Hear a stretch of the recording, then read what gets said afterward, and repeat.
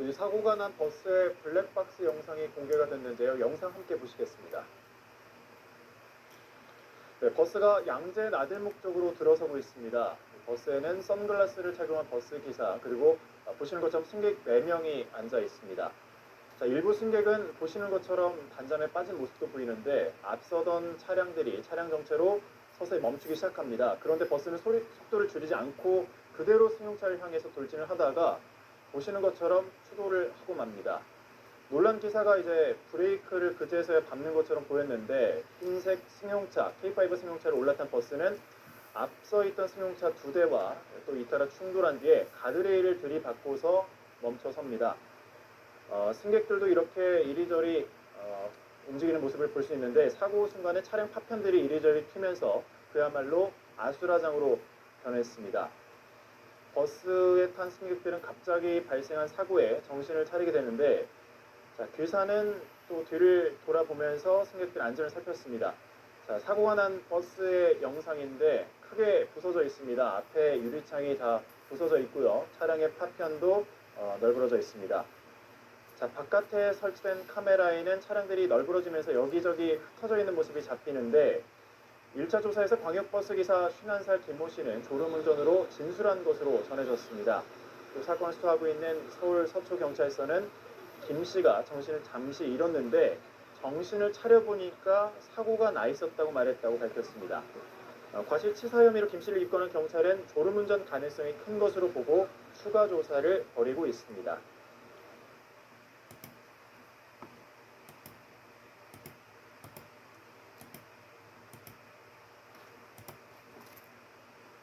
어제 저녁 서울 금천구에서 자전거를 타던 초등학생이 마을버스에 치여 숨졌습니다. 도로에 주차되어 있던 차들 사이에서 자전거가 나오는 순간 사고가 난 걸로 파악됐는데 경찰은 그 버스가 제한 속도를 지켰는지 조사하고 있습니다. 최성훈 기자 취재했습니다. 편도 1차선 도로 위에 마을버스가 멈춰서 있고 뒤에는 소방 차량이 있습니다. 소방대원들은 버스 아래에 깔린 사람을 구조합니다. 어제 저녁 7시 15분쯤 서울 금천구의 한 도로에서 마을버스가 초등학교 6학년 남학생 A군이 탄 자전거를 들이받았습니다. 상거리에서 방향을 튼 버스는 횡단보도를 지나 이곳에서 자전거를 탄 학생과 부딪혔습니다. 소리가 나가지고 갔더니 바퀴가 돌고 있더라고요. 그냥 기사한테 앞을 좀 빼라고 그렇게 하고 119 부른 거예요. 심정지 상태로 구조된 A군은 병원으로 옮겨졌지만 끝내 숨졌습니다. 오랜만에 그 아이 아빠한테 단체 카톡을 받았나 봐요. 하늘나라 갔다고. 저희 애랑 친한 친구였어가지고. 경찰 조사 결과 사고 당시 길가에는 차량 여러 대가 주차돼 있었는데 차들 사이로 A군이 탄 자전거가 도로로 나오는 순간 사고가 난 것으로 파악됐습니다. 해당 도로는 어린이 보호구역은 아니지만 규정 속도는 시속 30km였습니다. 마을버스 운전기사 60대 B씨에게 음주나 약물을 복용한 정황은 발견되지 않았습니다. 되게 많이 이게 잘하시죠? 사고 있는 거 오래 근무하신 분이에요? B씨를 교통사고 처리 특례법상 치사 혐의로 입건한 경찰은 블랙박스와 운행 기록계 등을 토대로 제한속도 준수 여부 등 정확한 사고 경위를 조사하고 있습니다. SBS 최송민입니다.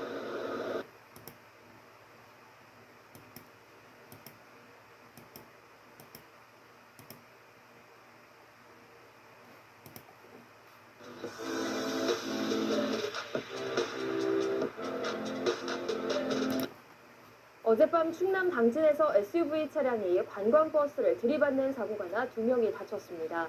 강원 춘천에서는 승용차가 도로에 서 있던 고장 차량을 들이받는 등 사고가 잇따랐습니다. 김민형 기자입니다.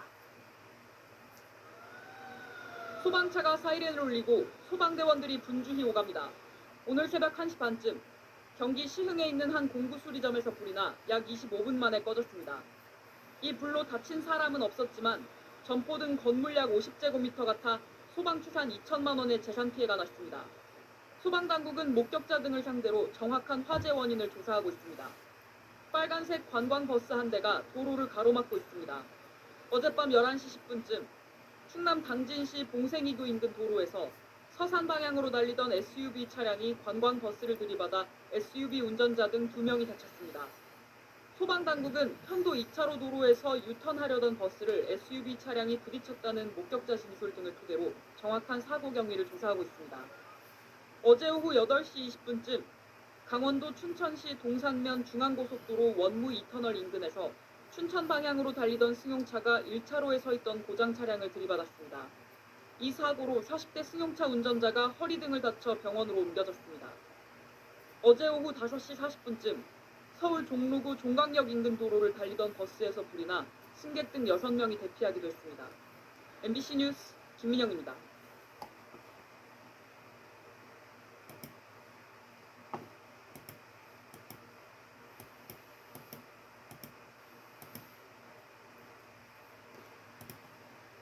그제였죠. 2명이 숨지고 40여 명이 다친 울산 버스 사고. YTN에 블랙박스 제보 영상이 들어왔는데요. 충격적입니다.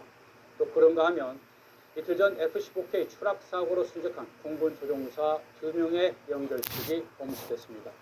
관련 이 사고 소식보다 자세히 짚어보겠습니다. 이웅혁 건국대 경찰학과 교수 그리고 강신욱 변호사 자리에 함께했습니다. 두 분 어서 오십시오. 안녕하십니까. 자, 강 변호사님. 그제였죠. 이 울산의 한 시내버스 사고로 2명이 숨지고 37명이 다쳤습니다.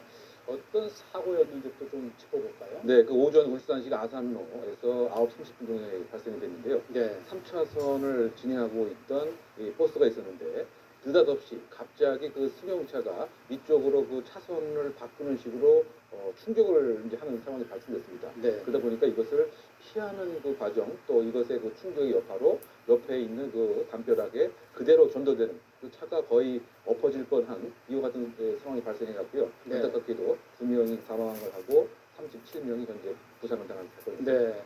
그런데 이 사고를 유발한 그 소형 승용차 운전자는 자신이 시내버스를 부딪힌 사실을 전혀 몰랐다 이렇게 주장을 하고 있는데요. 이 YTN으로 들어온 블랙박스 제보 영상을 보면 정말 충격적인데요. 그 화면을 보신 다음에 또 얘기를 나눠보도록 하겠습니다. 보여주시죠. 네, 2차로로 달리던 승용차가 갑자기 3차로로 운행하던 시내버스 왼쪽 측면을 보시는 것처럼 부딪히고 주행을 합니다. 충격을 받은 시내버스는 도로 밖으로 튕겨져 나가면서 그대로 공장벽을 들이받았는데요. 정말 어떻게 보면 황당한 지금 장면인데요. 지금 하얀 그 승용차가 왼쪽 시내버스를 들이받으면서 또 당분간 그대로 또 주행을 해요. 저런 걸 보면 이 승용차 운전자는 부딪힌 사실을 몰랐다고 하는데 좀 이해가 안 가요. 그렇죠. 몰랐다라고 하는 것 자체가 이제 합리적 설명이 아닌 것 같고요. 그래서 네. 일단 이제 그 경찰도 저 부분에 맞춰서 수사가 시작이 된 것 같습니다. 네. 그래서 일단 혹시 음주를 했는가 여부를 이제 측정했는데 음주는 안 한 것으로 현재 알려져 있고요. 네. 그렇다고 한다면 혹시 그 휴대전화를 사용을 해서 통화를 하다가 주의 의무를 게을리한 것인가 이런 이제 수사도 함께 하고 있고요. 네. 아니면은 혹시 휴대전화를 사용해서 문자를 보내는 과정에서 주의 의무를 게을리해서 차가 오른쪽으로 가는 것을 모르던 것은 아니냐 이런 의혹도 지금 조사가 진행 중에 있는 것 같고요. 네. 또 한편으로 봐서는 혹시 우리가 모르는 약물을 그 복용한 탓에 일정한 정신을 제대로 갖추지 못했다.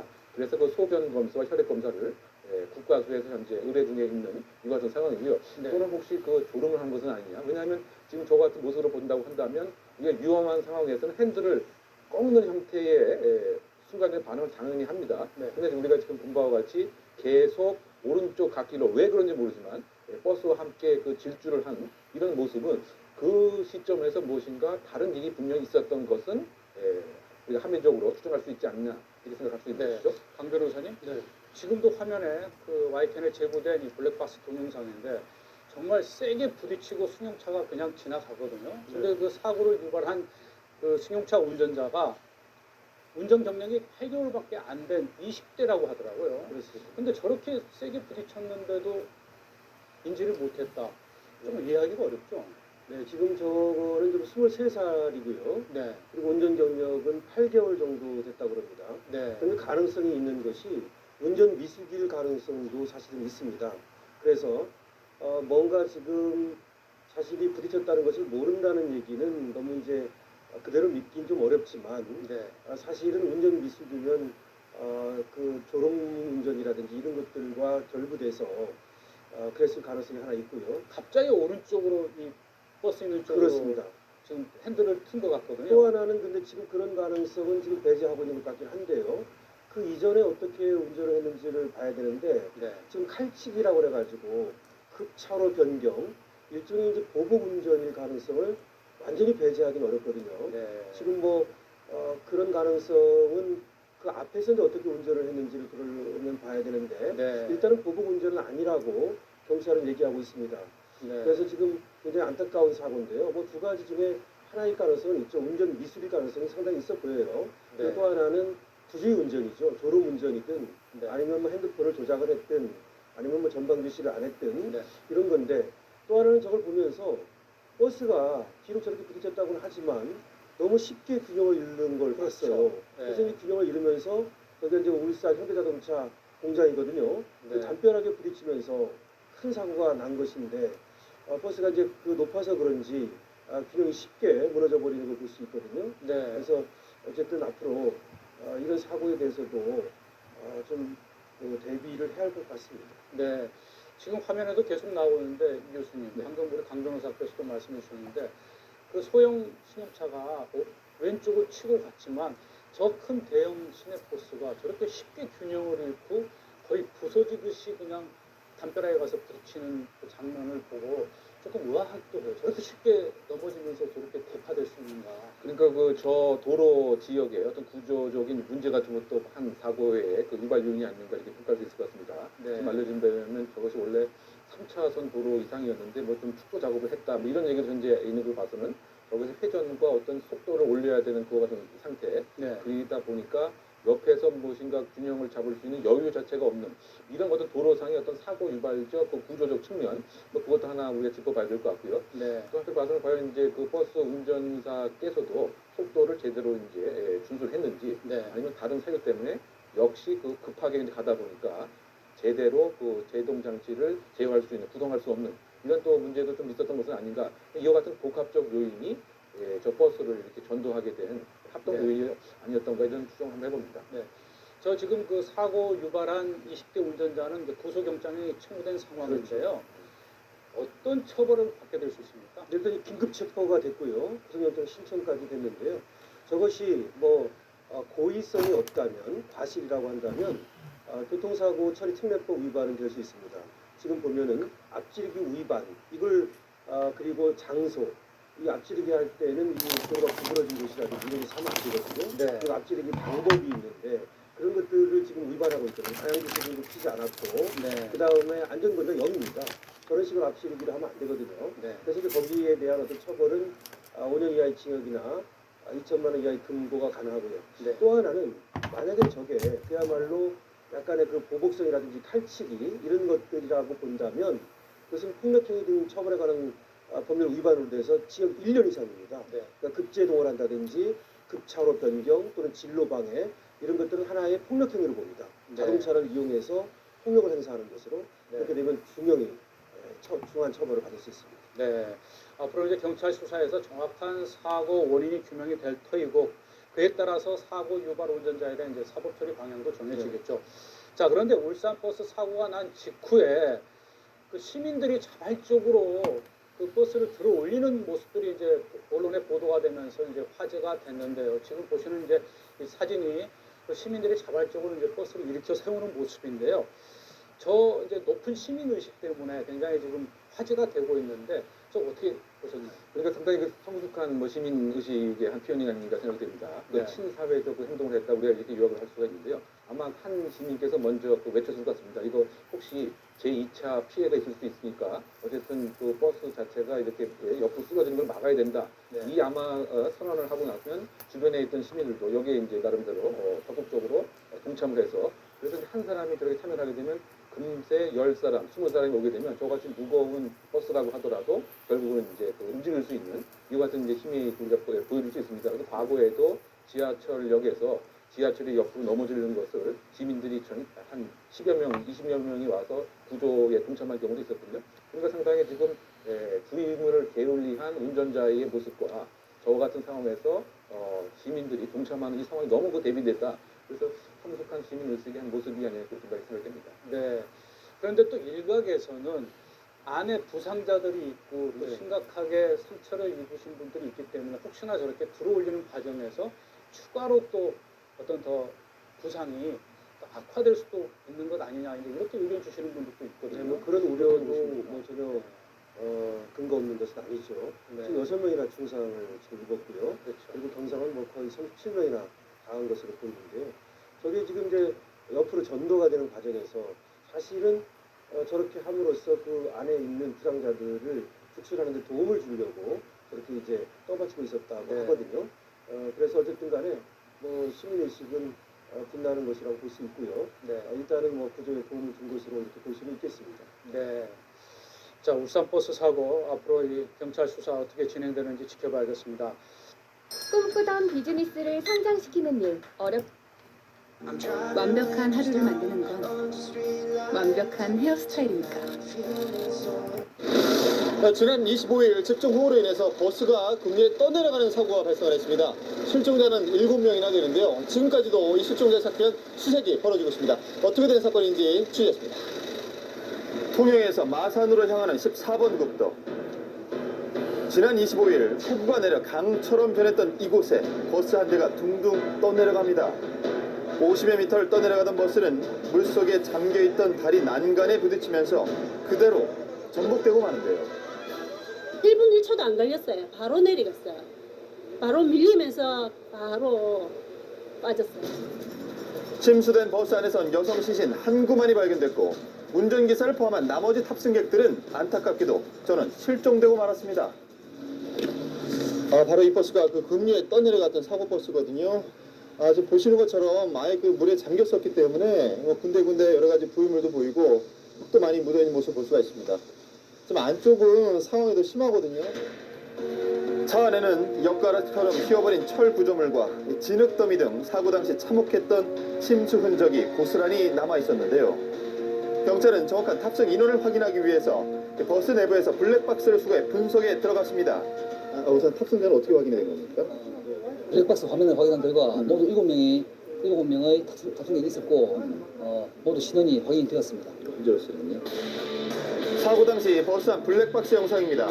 창문 밖으로 거센 물살이 보이더니 잠시만 갑자기 버스 안으로 흙탕물이 밀려 들어오기 시작하는데요. 위험을 감지한 승객들이 자리에서 일어나 운전석 쪽으로 몰려 나옵니다. 하지만 승객들이 채 탈출하기도 전에 버스가 옆으로 기울고 마는데요. 사고 직전까지 탑승객과 연락을 주고받았다는 유가족을 만나봤습니다. 네, 그래서 새 길로 가야 되는데 이러다 그 뒤에 이제 통화를 했거든요. 근데 뭐라고 하셨어요? 그래서 이제 데려다 준대 그래서 그전에 제가 내려라 이랬는데 아니 이모 아저씨가 진동까지 데려다 준대 이랬더니 이렇게 저도 당연히 버스 승객을 태우고 있는데 그냥 그렇게 크게 생각을 안 했거든요. 유가족에게 온 마지막 문자는 집중호우로 물이 불어났지만 목적지까지는 무사히 갈 것이라고 가족을 안심시키는 내용이었는데요. 여기 서서 못 가게 해서 기다렸다가 네가 좀 그치면 가라 하든지 그랬어야지. 이거는 있을 수가 없는 일이거든요. 사람들 목숨 살 수 있는데 이거는 진짜 아니라니까 이거는 100%. 꽃다운 20살, 꿈 많던 여대생은 2학기 개강 첫날 다시는 돌아올 수 없는 곳으로 떠났습니다. 유가족들은 이번 사고가 인재라고 주장하며 경찰에 강력한 수사를 요구하고 있는데요. 이곳이 바로 사고가 발생한 장소입니다. 주민들의 말에 따르면 버스가 다니지 않는 일반 농로라고 하는데요. 그렇다면 버스는 그 당시 왜 이 길을 선택했던 것일까요? 사고 당일 마산으로 향하던 71번 버스는 물이 범람해 하천 앞 큰 도로로 갈 수 없게 되자 노선이 아닌 우회도로를 택했다가 물길에 휩쓸리고 말았습니다. 이 농로는 길이 좁은 데다 사고 당시 흙탕물로 가득 차 있었는데요. 빠져가니까 내려왔다 아닙니까? 여성 둘이서 살려주라고 손을 이리 사더랍니다. 네. 사람한테 살려주라 이리 사기는 물이 많아서 살려줄 수가 없더랍니다. 가까이 다가갈 수가 없던 거예요. 예, 물이 너무 많았겠어요. 차가 다닐 수 있는 길이에요? 길이? 아니에요. 버스가 다닐 길은 아니에요. 처음이에요. 이쪽으로는 이제 완전 버스 못 다니지. 못 다니죠. 예. 그렇다면 버스는 왜 이렇게 폭우 속에서 무리한 운행을 강행했을까요?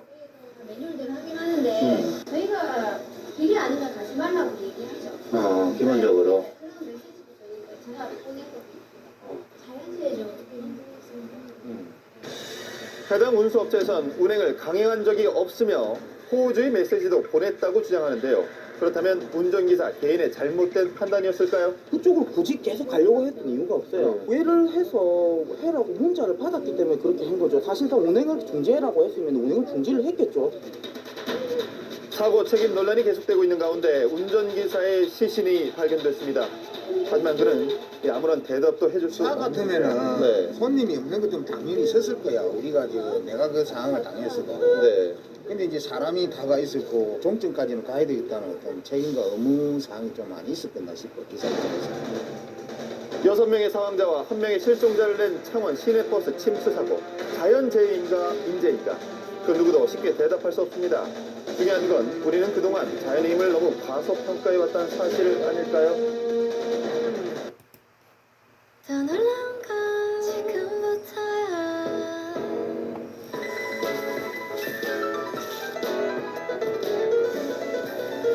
다른 걸 먹기엔 내가 아깝잖아. 치즈인 이유, 프라닭 치킨.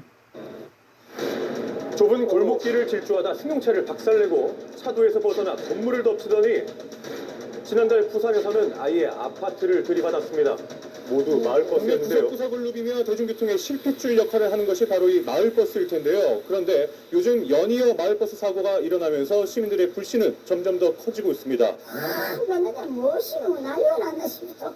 창문에 내다보니까 차가 나한테 뒤져가가지고. 불안하지. 이쪽에 특히 주민들하고 아파트 아줌마들이 이제 말이 많으시죠. 이쪽에서 내려오는 게 너무 고가이고 버스 기사들이 너무 자기 책임감 없이 이렇게 운행을 하니까 불안한 감이 있죠. 사고 당시 화면입니다. 운행 중이던 마을버스의 시동이 꺼지자 버스기사가 내리막길을 이용해서 시동을 걸려고 했습니다. 하지만 실패했고 무서운 가속이 붙은 버스가 그대로 아파트와 충돌한 겁니다.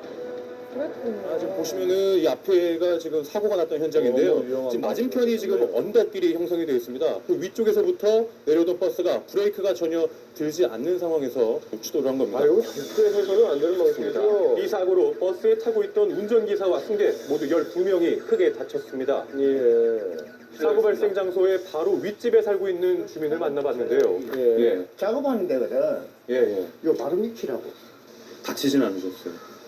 그러니까 놀래가지고 소리 때쾅 하니까 다른 나다 자빠져가지고 이제 무릎 딱 깨져버렸지.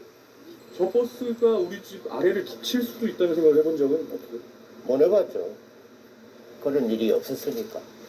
근데 이제부터는 이제 신경이 좀 쓰리지. 제 마음 같아서는 버스 이제 못 다니게 하고 싶어. 많이 놀라셨죠. 경찰에서는 기사의 운전 미숙 때문이라고 하는데요. 기사가 자기가 운전을 잘못한 거죠. 이게. 옛날 사람 나이가 65세 아닙니까 지금. 그러니까 이거 뭐랄까 디젤 차는 이러면 시동을 걸린다 하면 인식을 하고 있는 거니까. 그런데 마을버스를 운전하는 기사들은 이런 일이 비일비재하다고 합니다. 안 걸리는 일이 좀 자주 많다고요? 네, 시동 잘 안 걸려요. 차 상태가 정비도 좀 지금 기아도 잘 안 들어가는데 그래 시간이 좀 무서운데요, 회사에서. 다른 노선 버스들은 차고지에서 점검하잖아요. 정비사들이. 정비사를 다 해줍니다. 이 버스는 어떻게 해요? 우리가 불안하지. 기아도 잘 안 들어. 최근에도 서울의 한 마을버스가 영업 중이던 약국을 들이받았습니다. 마을버스가 이처럼 사고가 끊이지 않고 있는데요. 마을버스 이용자 수가 늘고 있는 만큼 사고 건수도 증가 추세입니다. 전직 마을버스 기사를 직접 만나봤는데요. 그 인력 구성을 보면 초보자 소위 젊은 사람들, 운전의 경력을 쌓은 젊은 사람들이 약 한 40% 정도. 다른 버스 회사에서 있다 정년 퇴직해 오는 사람들, 소위 말하는 50대 이상 사람들이 한 60%를 차지합니다. 특히 고령자들은 이제 여러 가지로 노동의 강도가 높다 보니까 신발력이라든지 기타. 그리고 비탈길도 더 많이 다니게 되죠. 때문에 사고가 많이 나요. 초보자들은 운전이 좀 경력이 없어서 사고율이 높아지고, 초보자들은 차가 서야 하는 거 뒤에 바쁘서도 몰라요. 경험이 없으니까. 저임금으로 채용을 하려다 보니 문제가 생겼다는 겁니다. 게다가 나이, 성별을 불문하고 누구도 버텨내기 힘든 운행 스케줄도 문제였는데요. 반대편 종점에 도착을 했는데 지금 시간이 47분이에요. 지금 몇 분에 다시 출발하죠? 50분이요? 3분 남은 거네요. 어디 뭐 화장실 가시거나 가고 싶을 때는 어떡하세요? 이제 거기 가려면 이제 막 쉬는 거의 쉬는 시간이 없다고 보면 화장실 되더라고요. 가시고 만약에 그냥 다 지키면서 사면요. 못 가죠. 또 시간 오버하겠죠. 계속 화장실 못 가는 거 화장실 못 가는 거. 이런 이유들 때문에 사고 빈도수가 높아지고 있는데요. 놀라운 사실이 하나 더 있었습니다. 아니 이게 후진하다가 약간 답장할 거면 우리한테 돈 다 뜯어가고 그래요. 회사에서 처리하는 게 아니라요. 회사에서 돈 다 뜯어가고 그리고 일도 안 시키고. 회사에서 가져간다. 사고 자주 나게 돼 있어요. 그 보험 처리를 하고도 보험료 만큼 네가 물어내 이런 식으로 자꾸 하니까 그 기록이 남기 싫어서. 보험 처리를 안 하는 것도 사고 아니고 나면 했는데 회사가 가져간다. 일자리를 잃지 않기 위해서는 또 이런 부당한 요구를 거부할 수가 없는 겁니다. 내가 나중에 없어지는데 사고 자꾸 내면 안 되니까 이제 그럴 경우가 혹시나 있을 수 있다고 봐요, 나중에. 그리고 그렇게 하려면 이걸 부서져가면 안 들어가는데 기사는 기시나 없지. 마을버스 업체 취급 기간들이 없어서 제가 기사도 불쌍하고 사업체도 불쌍하고 차도 불쌍하고 다 불쌍하니까요. 눈앞에 이익만 쫓는 마을버스 업체와 아찔한 운행을 계속하는 버스기사. 시민의 안전이 설 자리는 어디쯤일까요? 네, 걱정입니다.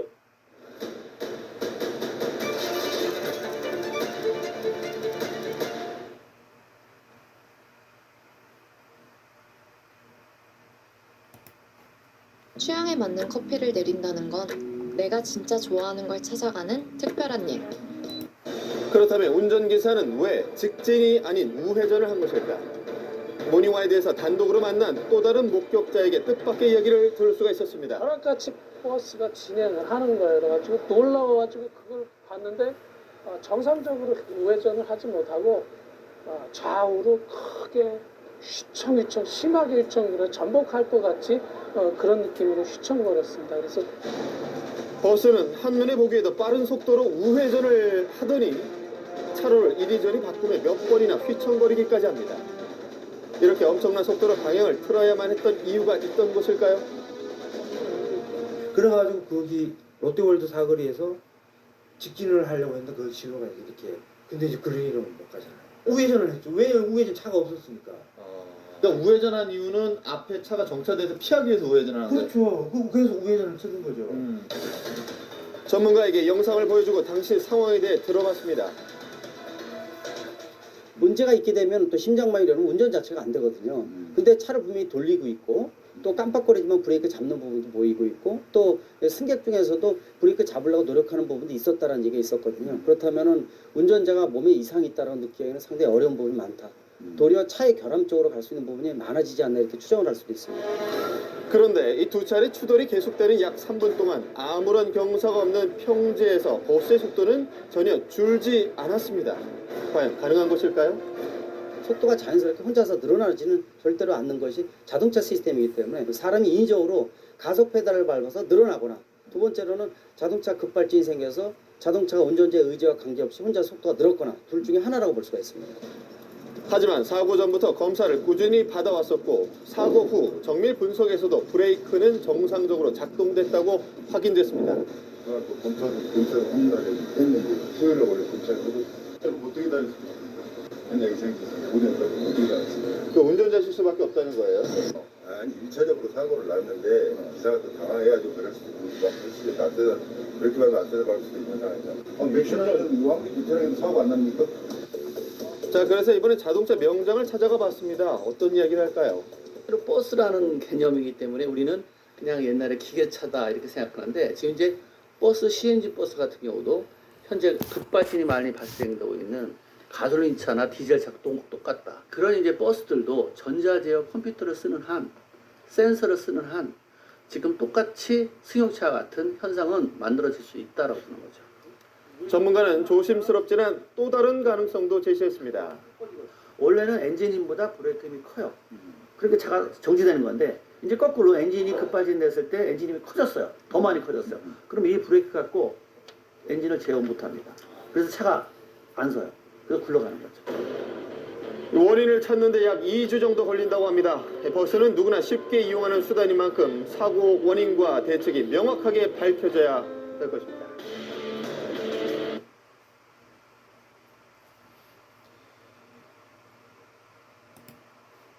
자, 더 핫한 뉴스 마지막 키워드는요. 버스 안에서 이 전북 전주시 시내버스에서 버스 기사와 승객이 서로 뒤엉켜 주먹을 주고받는 영상이 SNS에 공개돼서 좀 굉장히 논란이 되고 있어요. 저는 보고도 이게 진짠가라는 생각이 들 정도의 영상이에요. 화면을 좀 자세히 보시죠. 이 사건이 지난 12일 오후 9시쯤에 나오는데 계속 삐삐 소리 나죠. 삐삐 소리 낼 수밖에 없습니다. 전주 시내에 있는 버스 안에서 벌어진 일인데 SNS 통해서 돌고 있는데요. 버스 안에 기사님이 앉은 운전석 부근에 코트를 입은 남자 승객이 서 있지 않습니까? 욕설과 폭행 장면이 너무 적나라해서 지금 저희가 계속 삐삐 소리를 지금 넣는 거예요. 시내버스 기사가 남성 승객에게 욕을 합니다. 그리고 이 승객의 뺨을 두어 번 때리고 가슴을 또 밀치게 되는 상황들이 벌어져요. 승객도 화가 당연히 나지 않습니까? 메고 있던 가방을 좌석에 내려놓더니 욕설을 또 합니다. 버스 기사를 향해서 발길질, 주먹질을 하고 운전석까지 버스 기사를 몰아붙이죠. 계속 고성이 이어지고 두 사람의 신경전은 멈출 줄을 모르는데 자, 급기야 옆에 있던 승객들이 몸을 뒤로 피할 수밖에 없는 상황이었고요. 차마 말리지도 못하고 그냥 지켜볼 수밖에 없을 정도의 상황이었대요.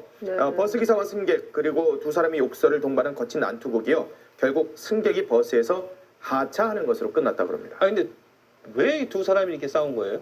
그 버스 안에서 완전 액션 영화를 찍었네요. 두 사람의 대화에 귀를 기울이면 원인을 알 수 있는데요. 승객이 하차를 원했대요. 여기서 내려주세요 라고 기사에게 말을 했는데 아휴 그냥 좋은 말로 했으면 모르겠는데 기사가 그냥 안 내려줬고 이 승객은 문 열어 XXX야 라고 하면서 욕설을 시작했다고 해요. 그러니까 기사가 갑자기 승객을 때리는 거죠. 아휴 전주시는요 기사의 신원을 버스 회사를 통해서 확인을 해서 회사 측에 강력히 처벌해달라고 공문을 보냈습니다. 그리고 회사에 대해서도 행정처분을 내릴지 검토 중이라고 하는데 하지만 저 패딩 입은 남성 신원을 아직 파악하지 못하고 있습니다. 승객에 대해 제보를 받고 있지만 신통치 않은 상황이라고 하네요. 자, 이 부끄러운 이야기지만 우리나라 이 버스에서는 험악한 폭행 시비가 이따금씩 벌어지는데 지난해도 이 버스 기사 폭행 사건이 있었어요? 네, 그렇습니다. 울산에서 생겼던 일인데요. 한 남성이 버스 기사 말을 주고 받는가 싶더니 사이드미러, 그 옆에 달린 그 사이드미러를 치고 버스에 올랐습니다. 그리고선 그 운전기사님의 뺨을 때리고 머리채를 잡고 그리고 끌어내리려 했는데 여의치 않자 급기야 발을 들어 버스 운전기사를 추어처럼 머리채를 잡아당기고 발을 올려서 걷어차는 가격하는 그런 장면이 있었는데요. 이 장면을 본 승객들이 달려들어서 이 남성을 말려보려 했는데요. 남성은 아랑곳하지 않고 폭행을 계속 이어갔습니다. 승객들이 겁에 질려 차에서 내리는 상황까지 발생했는데요. 이 30대 남성은 당시에 이제 도로에서 접촉사고 사고 처리 중이었는데 그 버스 운전기사님이 이 30대 남성에게 길이 막히니 차를 옆으로 좀 빼달라 이렇게 요청을 하던 가운데 이제 시비가 붙어가지고 폭행까지 이어졌다고 합니다. 운전사를 폭행할 경우에는 처벌이 좀 무거운데요. 하지만 당시 경찰은 버스 기사가 운행 중이 아니었다면서 가해자에게 일반 상해 혐의만 적용해서 처벌과 관련된 또 다른 논란이 벌어지고 있는 그런 상황이었다고 합니다. 알겠습니다. 자, 하지만 이 버스 안에서 늘 이렇게 또 이 험악한 일만 벌어지는 건 아닙니다. 이 마음 따뜻해지는 이 훈련 일도 많이 있어요. 네, 버스 안에서 갑자기 의식을 잃고 쓰러진 승객들을 살린 이 운전기사들도 있습니다. 이 자료 화면을 보시면 버스에 내리던 70대 할머니가 갑자기 쓰러졌는데요. 이 가까이 있던 승객들이 모두 놀라 경황이 없는 사이에 조끼를 입으신 버스 기사 40대 이진승 씨가 버스의 운전대를 놓고 황급히 달려와서 지금 할머니에게 심폐소생술을 하고 있습니다. 이 기사님은 이 순간 그저 최선을 다해야겠다 이런 생각밖에 없었다고 하는데요. 또 지난해 11월에는 또 다른 시내버스에서 20대 남성이 쓰러졌습니다. 이 남성은 호흡곤란과 마비 증세를 보였지만 온몸을 주무르고 119에 신고한 운전기사와 승객들의 도움으로 의식을 찾았다고 합니다. 이 마음 따뜻해지는 훈훈한 소식들은 조금 더 많이 전해드렸으면 하는 바람이 듭니다. 알겠습니다. 자, 계속해서 요긴한 날씨 알아보도록 하겠습니다. 자, 홍지아 캐스터. 만약 주방 조리대가 자주 물에 젖어 불편하시거나 그릇과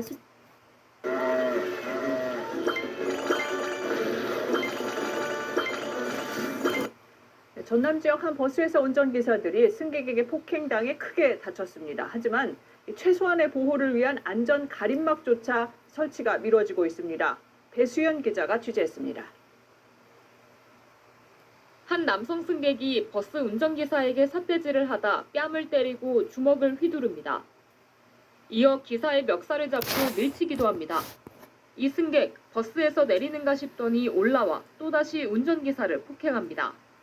지난 15일 전남 나주의 한 버스 종점 차고지에 도착한 버스 안에서 벌어진 일입니다. 회차장에 와갖고 이제 온갖 욕설을 하시면서 폭행을 하시더라고요. 저는 많이 무서웠죠. 버스 번호를 알려주는 LED 표시 등이 꺼졌다는 이유였습니다. 승객은 술에 취한 상태였습니다.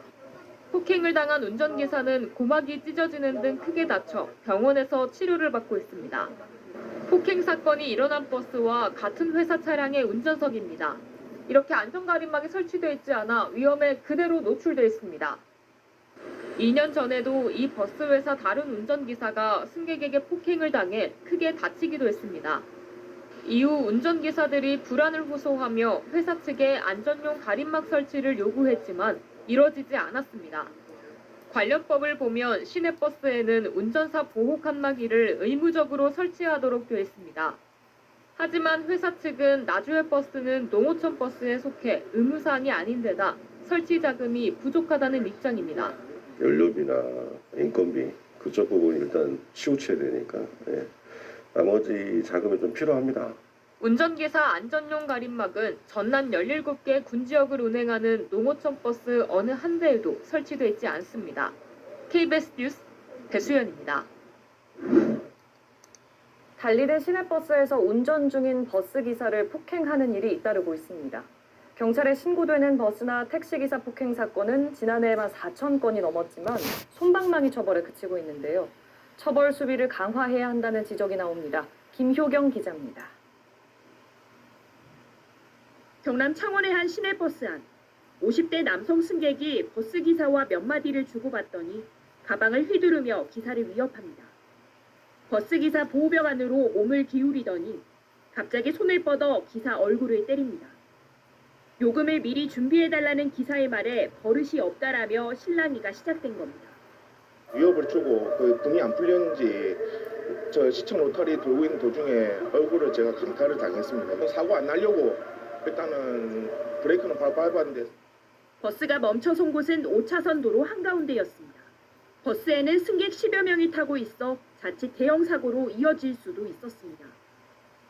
지난 6월 전북 전주에서도 한 남성이 학생요금 결제를 거절당하자 60대 버스기사에게 소화기를 뿌린 사건도 있었습니다. 최근 5년 동안 경찰에 신고된 버스나 택시 운전자 폭행 사건은 한 해 평균 2,900여 건, 지난해만 4,000건이 넘었습니다. 현행법상 운행 중인 택시나 버스에서 기사를 폭행하면 최고 징역 5년형까지 처벌할 수 있게 돼 있습니다. 하지만 폭행 사건 4건 가운데 1건만 재판에 넘겨졌고 이 가운데 절반 가까운 사건이 집행유예 처분을 받았습니다. 징역형은 10건 가운데 1건 수준에 그쳤습니다. 국회에서는 그 운전자 폭행범에 대해서는 처벌을 좀 더 강화하는 등 입법 방안을 모색할 계획으로 있고요. 경찰은 운행 중인 버스에서 기사를 폭행한 50대 남성에게 특정범죄 가중처벌법 적용 여부를 검토하고 있습니다. KBS 뉴스 김효경입니다. 버스 운전기사에게 폭언과 폭력을 휘두르는 일이 끊이질 않고 있습니다. 한 승객이 기사에게 입에 담지 못할 욕설을 하고 난동을 부리는 모습이 영상에 담겼습니다. 시청자와 함께 만드는 뉴스 제보 김민혁 기자입니다. 무단횡단으로 버스 앞을 가로지른 여성. 이미 출발한 차를 우산으로 쳐서 세웁니다. 기사가 무리한 탑승을 지적하자 여성은 기사의 태도를 지적하고 급기야 운전석으로 다가갑니다. 주행 중인 기사에게 막말과 욕설이 쏟아집니다.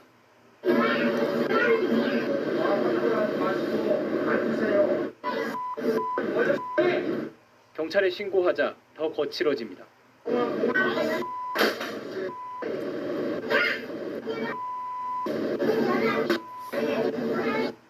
위협적인 언행이 멈추질 않습니다.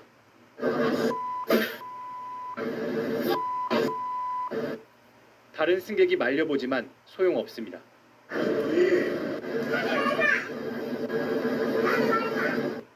15분 넘게 이런 상황이 이어졌습니다. 본인이 잘못한 상황이었는데 우산을 던지면서 위화감을 조성을 하고 있고 기사님은 저희 생명을 담보로 운동을 하시는 거잖아요. 경찰이 도착하고 사태는 진정됐지만 여성은 아직 입건되지 않았습니다. 입에 담지 못할 요구를 했는데 맞대응할 수가 없죠. 손님들 사실 제가 맞대응하게 되면은 큰 싸움이 될 수 있습니다. 얼마 전에는 음료를 들고 탄 남성을 제지한 기사에게 마찬가지로 폭언이 쏟아졌습니다.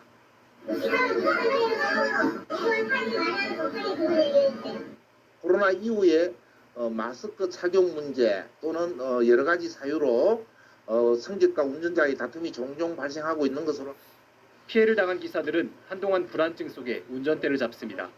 기사를 괴롭히는 일은 두고두고 위험의 불씨로 남습니다. KBS 뉴스 김민혁입니다. 20대 남성이 운전 중인 시내버스 기사에게 비상용 소화기를 뿌리며 난동을 부려 입건됐습니다. 버스 요금 때문에 시비가 붙자 불만을 품고 벌인 일입니다. 박웅 기자가 취재했습니다. 시내버스 운전기사에게 다가가는 한 승객. 버스 안에 비치된 비상용 소화기를 버스기사의 얼굴을 향해 뿌립니다. 놀란 버스기사가 말려보지만 버스 안은 순식간에 희뿌연 소화기 분말로 뒤덮입니다. 준비하고 있는 것 마냥 딱 쓰니까 바로 와서 풀었어요. 나한테. 버스가 도로가에 멈추자 이 남성은 문을 열고 그대로 달아납니다. 지난 25일 아침 전주의 한 시내버스 안에서 벌어진 일입니다. 갑자기 소화기를 뿌린 이유는 버스 요금 시비 때문이었습니다. 버스에 탑승한 20살 남성은 일반용 카드를 제시하며 학생 요금으로 결제해달라고 요구했고 버스기사는 학생 요금을 적용받으려면 학생용 카드를 내야 한다고 하는 등 말다툼이 있었던 것으로 알려졌습니다. 당시 버스는 신호 대기 중이었고 다른 승객이 한 명뿐이어서 큰 사고로 이어지진 않았지만 60대 버스기사가 눈과 귀를 다쳤습니다. 빗속에 있는 분갈가루가 저 안에까지 들어가 있어갖고 다 시침해야 된대요. 다 파면 그냥. 경찰은 이 사건이 운전자 폭행에 해당한다며 해당 남성을 특정범죄 가중처벌 등에 관한 법률 위반 혐의로 불구속 입건했습니다. KBS 뉴스 박웅입니다. 대중교통을 이용할 때는 마스크 꼭 착용해야 합니다. 시내버스 안에서 마스크를 벗은 승객에게 제대로 착용해달라고 요구한 버스기사가 무차별적인 욕설과 폭언을 듣는 일이 일어났는데요. 박웅 기자가 취재했습니다.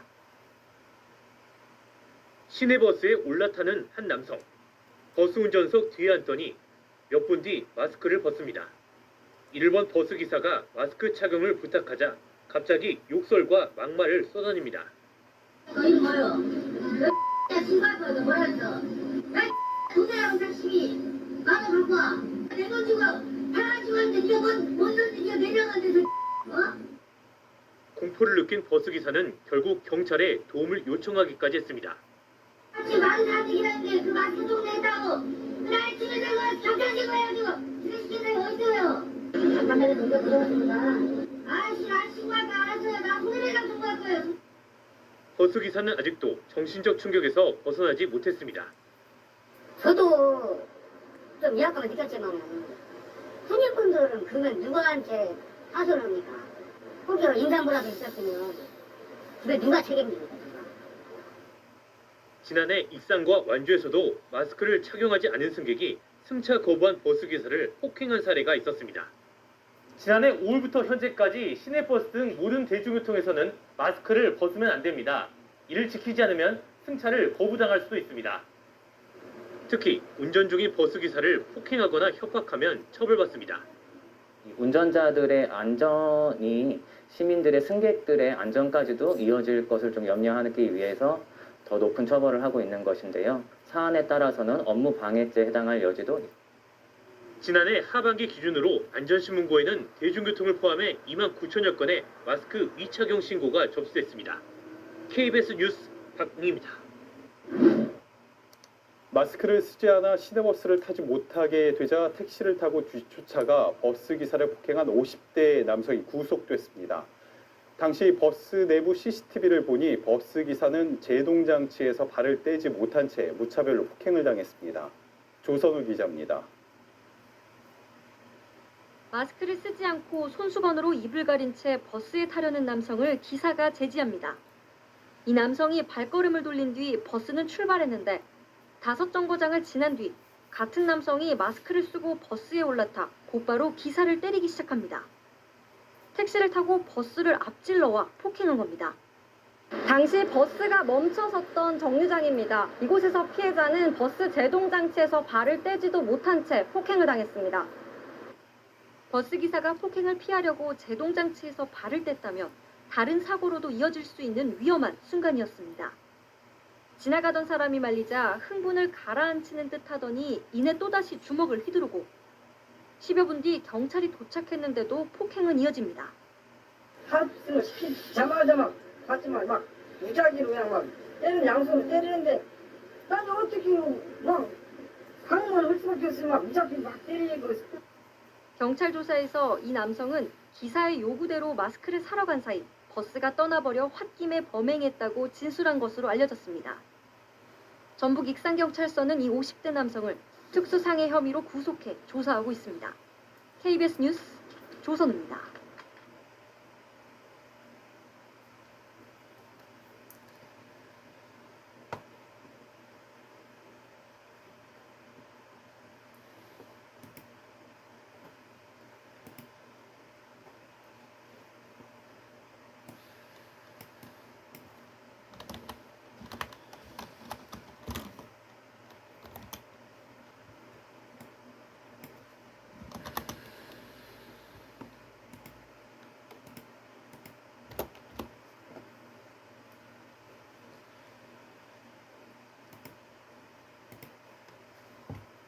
TJB가 보도한 버스기사 폭행 문제, 어제 오늘의 얘기가 아닙니다. 한 해 3,000명이 넘는 대중교통 운전자들이 승객에게 얻어맞고 있지만 의뢰 입장인 기사들은 속수무책으로 당할 수밖에 없습니다. 그 실태와 대안을 김진석 기자가 짚어봤습니다. 충격적인 버스기사 폭행은 이번이 처음이 아닙니다. 보은군에선 승객이 운행 중인 버스기사의 목을 조르는 위험천만한 상황이 벌어졌습니다. 단지 안전벨트를 매라는 이유였습니다. 광주의 한 버스기사는 도로 한복판에서 앞차 운전자에게 무차별 폭행을 당해 승객들이 공포에 떨어야 했고, 고양시에선 술 취한 승객이 기사를 폭행해 버스가 도로 표지판을 들이받아 20명이 다쳤습니다. 기사들은 승객이 행패를 부리거나 주먹을 휘두르는 일이 비일비재하다고 하소연합니다. 술 먹고 왜 미리 무슨 얘기를 왜 안 해주냐, 정점까지 와갖고서 왜 깨워주냐, 그런 거는 기사가 다 알 수는 없지. 최근 3년 대중교통 운전자 폭행은 11,200건으로 해마다 3,000명이 넘는 기사들이 피해를 당하고 있습니다. 운행 중인 운전자를 폭행하면 5년 이하의 징역 또는 2천만 원 이하의 벌금에 처하는 특가법이 시행됐지만 실형 선고는 10%에 그쳤고 대부분 집행유예나 벌금형으로 실제 처벌 수위는 낮았습니다. 모든 버스에 보호격벽이 있지만 마음만 먹으면 넘어갈 수 있어 반쪽 대책에 그치고 있습니다. 운전자는 안 태워도 된다는 법이 바꿨으면 좋겠어요. 물도 맞으고 저기 기사도 좀. 운행 중인 운전자 폭행은 대형 사고로 이어질 수 있어 실질적인 대책과 엄한 처벌이 절실합니다. TJB 김진석입니다. 만취한 승객이 택시기사를 폭행하는 일이 잇따라 발생하고 있습니다. 갑작스런 폭행에 택시기사들은 속수무책으로 당할 수밖에 없는 실정인데요. 솜방망이 처벌에 대책이 큰 효과가 없어 택시기사들이 자구책까지 마련하고 있습니다. 박명선 기자가 보도합니다. 어젯밤 한 택시 안의 모습입니다. 뒷좌석에 있던 취객이 갑자기 운전기사의 얼굴을 마구 폭행하기 시작합니다. 머리를 때리더니 이번에는 팔을 꺾고 목을 감아 조르기까지 합니다. 놀란 택시기사가 막아보려 하지만 막무가내로 폭행은 계속됐습니다. 그냥 아무런 이유 없이 그냥 막무가내로 이제 폭행을 당하니까 제가 손쓸 틈도 없고. 20분이 넘도록 폭행을 당한 택시기사는 육체적인 고통에다 심각한 정신적인 피해까지 호소합니다. 저녁 몇 개까지 해야 그래도 집 한 몇만 원이라도 집에 이제 가지고 가는데 이제 벌려고 몇 개까지 하다가 이렇게 당하니까 심적으로 그렇고 택시를 계속 해야 될지 회의감을. 하지만 대부분 가벼운 처벌에 그치고 있고 대책 마련은 여전히 부실합니다. 버스에는 유리 칸막이가 설치됐지만 선진국과 달리 우리나라 택시에는 어떤 안전장치나 보호장치도 없습니다. 예산 문제 가지고도 논의를 하다가 이제 안 한 걸로 제가 알고 있거든요. 예산 문제로 택시 보호 칸막이 의무 설치가 무산되면서 자비를 들여서 보호 칸막이를 설치하는 택시 기사들도 생기고 있습니다. 택시 기사에 대한 폭행은 2차 교통사고까지 유발할 수 있습니다. 도를 넘은 택시기사 폭행 사고에 밤거리를 달리는 택시 운전자들의 불안은 더욱 커지고 있습니다.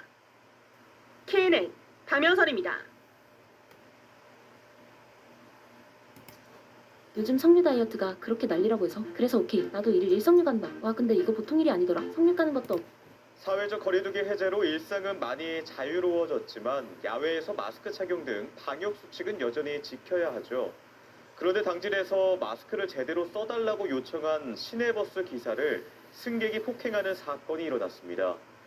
코로나19 이후 방역 수칙 준수에 대한 사회적 공감대는 높아졌지만 이런 사건들은 여전히 발생하고 있습니다. 김광현 기자의 보도입니다. 당진의 한 시내버스 안, 한 남성이 갑자기 마스크를 벗고 자리에서 일어나 삿대질을 하며 운전석으로 다가갑니다. 대뜸 운전 중이던 버스 기사를 우산으로 때리고 거듭 위협합니다. 그래도 분이 풀리지 않는 듯 다시 한번 기사에게 다가가 이번엔 우산으로 얼굴을 찌릅니다. 버스 기사와 승객 사이 위험한 실랑이는 마스크 때문이었습니다. 마스크가 접혀있는 상태에 코 밑으로 내려가지고 손님한테 어르신네 마스크 좀 올려주세요. 그렇게 말씀드렸더니 그 사람이 욕도 심하게 하고. 결국 다른 승객들이 남성을 제지하고서야 상황은 끝났고 경찰은 이 남성을 입건해 조사하고 있습니다. 코로나19 사태 이후 마스크를 써달라는 요청 등으로 인한 운전자와 승객 간의 갈등이 늘고 있습니다. 충남에서만 재작년 68건의 운전자 폭행 신고가 접수됐고 지난해에는 100건, 올해도 반년 만에 59건이 발생했습니다. 또 다른 사고로 이어질 수 있는 데다 승객들의 안전까지 위협하기 때문에 운전자 폭행은 더 엄하게 다뤄지지만 관련 사건은 오히려 늘고 있습니다. 운전해서 혼자만 다니면 뭐 별 문제가 없겠지만 우리는 손님이 승객이 있다 보니까 또 그러면서 안전에 진짜 최대한 유의하면서 주의하면서 이렇게 운행을 하는 와중인데 그렇기 때문에 버스 운전자 보호를 위한 칸막이 설치는 필수지만 사건이 발생한 차량을 비롯해 아직까지 칸막이가 설치되지 않은 버스가 많습니다. 지난 4월 현장 점검을 벌인 뒤 미설치 차량에 대해 과태료를 부과한 당진시는 모든 버스에 칸막이를 설치하도록 점검을 이어갈 예정입니다. MBC 뉴스 김광현입니다. 시내버스 기사가 또다시 폭행당하는 사건이 발생했습니다. 버스 기사를 보호할 수 있는 이른바 격벽을 의무적으로 설치해야 하지만 아직 없는 시내버스가 대부분입니다. 천웅희 기자가 취재했습니다. 광주에서 나주로 향하는 한 시내버스입니다. 버스 문 앞에 선 60대 남성이 기사와 말다툼을 벌이기 시작합니다. 그러더니 순식간에 손을 뻗어 기사의 얼굴에 주먹을 휘두릅니다. 다른 버스를 타야 한다고 안내한 기사의 말에 격분해 폭행을 저지른 겁니다. 피해자분은 뒷차를 타라고 했는데 그게 알려준 건데 가해자분께서 반말을 한다고 화를 냈다. 이처럼 기사와 승객을 가려주는 격벽이 없다 보니 버스 기사들은 갑작스런 폭행에 당할 수밖에 없습니다. 나주에서는 지난 1월에도 한 취객이 무방비 상태였던 시내버스 기사를 마구 폭행하는 일이 있었습니다. 시내버스의 경우 폭력 등으로부터 기사를 보호할 투명한 유리벽, 이른바 격벽을 반드시 설치하도록 법제화돼 있지만 현실은 그렇지가 않습니다. 나주 지역의 시내버스 132대 중 격벽 설치를 끝낸 버스는 단 10대뿐입니다. 버스 업체는 누적 적자가 발생하는 여건 속에서 설치가 어렵다는 입장입니다. 격벽을 설치하는데 버스 한 대당 100만 원가량이 들기 때문입니다. 지금 코로나19도 발생을 하고 수익금도 떨어지고 러시아 우크라이나 전쟁 때문에 유가도 많이 폭등했는데 그로 인해 이제 솔직히 연료비도 잘 못 내고 있는 상황인데 그걸 설치하기는 좀 현재 물리적으로 어려운 게 있습니다. 관할 지자체는 사실상 손을 놓고 있었습니다. 단속을 하지 않고 있다가 지난 1월 폭행 사고가 터지고 나서야 과징금을 부과하는 등 소극적인 대처가 또다시 폭행 사고로 이어졌다는 비판에서 자유롭긴 어려워 보입니다. 필수적으로 해야 되는 부분임에도 저희들이 특별히 이렇게 강요를 의무화를 시키지 못한 부분에 좀 저희들도 좀 안타깝게 생각하고 있습니다. 폭력의 무방비로 노출돼 있는 시내버스 운전기사들. 광주 전남에서 버스기사 등 운전자 폭행 사건은 지난 2022년에 모두 260여 건이 발생해 5년 전에 비해 2배가량 증가했습니다. MBC 뉴스 천홍입니다. 저희 수육배 영양제 투비컵 대상을 주신 것에 감사한 마음을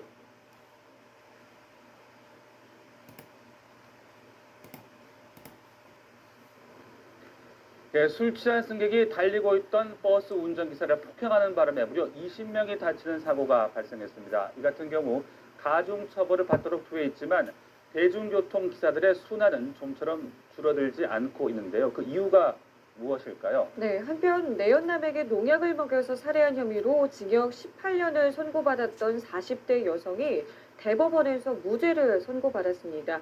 오늘 브런치 이슈에서 이 소식까지 짚어보도록 하겠습니다.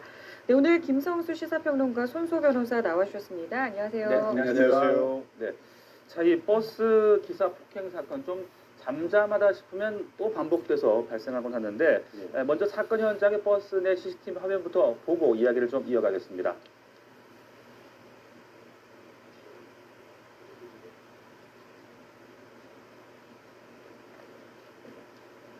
네, 지금 기사가 지금 차가 움직이고 있는 상황인데요. 네, 자, 빨간 모자를 쓴 한 승객이 지금 앞으로 다가오고 있습니다.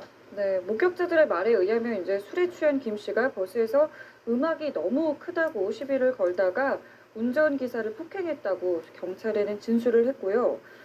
이 김 씨가 지금 수술을 마치는 대로 이제 특정범죄 가중처벌에 관한 법률 위반 혐의로 조사할 예정이라고 합니다.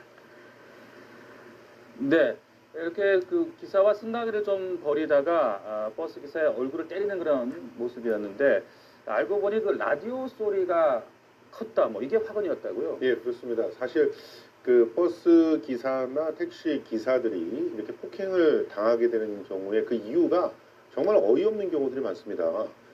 이번 같은 경우도 그런 케이스라고 볼 수 있는데, 그 취객이에요. 그 취객이 그 음악 소리 같은 걸로 시비를 걸어서 뭐 그 또 뭐 시끄럽다 어쩌다 뭐 이런 식으로 시비를 걸어서 그냥 바로 폭행을 가했는데 이번 같은 경우는 이 폭행을 가했을 때 눈을 맞은 거예요. 그러다 보니까 갑작스럽게 핸들을 놓치게 되는 상황들이 벌어지게 됐고 그러다 보니까 가로수를 들이받아서 거의 대형 참사가 날 뻔한 그런 상황들이 벌어졌는데 이런 상황들을 막기 위해서 지금 그 승객과 차단하는 그런 안전막들을 설치하고 있음에도 불구하고 그걸 빠져나와서 이렇게 구타하는 그런 장면들이 나왔기 때문에 여러 가지로 지금 점검이 필요한 그런 상황이라고 볼 수 있겠습니다.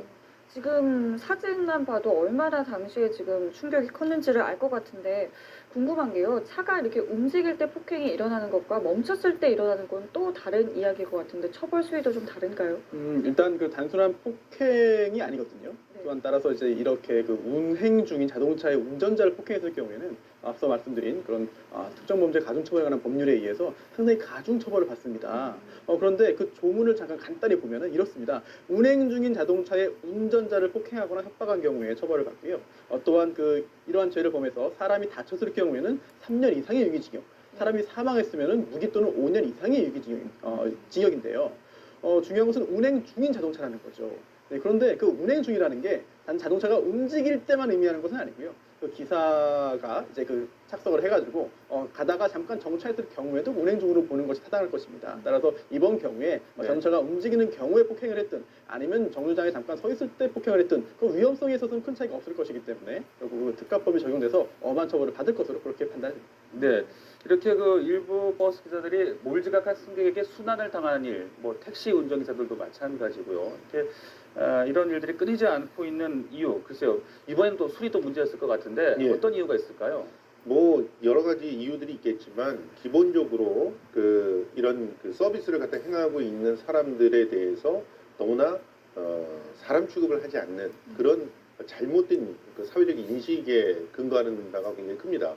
실제로 지금 버스 운전기사들도 보면 뭐 요금을 내라는 말에 갑자기 폭행을 한다든가 아니면 자기를 태우지 않았다고 해가지고 문을 갖다가 유리창을 깨고 들어와서 폭행을 가한다든가 또 흉기를 들고 이제 폭행을 가한다든가 하는 그런 일들이 계속적으로 있어 왔는데 법은 강화됐다고 하지만 실제로 끝까지 가서 이 법대로 최고형을 그렇게 받는 사람들이 그다지 많지가 않는 그런 상황이기 때문에 뭐 그리고 또 이게 형사적으로 이렇게 처벌을 받는다고 해도 사고를 당하고 있는 그런 어떤 승객들이라든가 또 버스를 운전하고 있는 기사들에게 거기에 대한 어떤 적절한 보상이 이루어지는 건 아니기 때문에 여러 가지로 이제 법이 부족한 부분들도 상당히 많은 것이죠.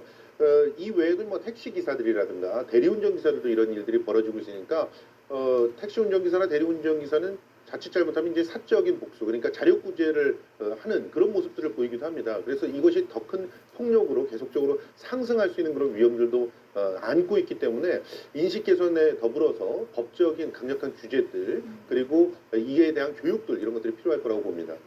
지금 말씀하신 것처럼 실제로 구속까지 가는 경우가 상당히 드물었다고 저도 알고 있는데 왜 그런 건가요? 일단 그 통계를 보면요.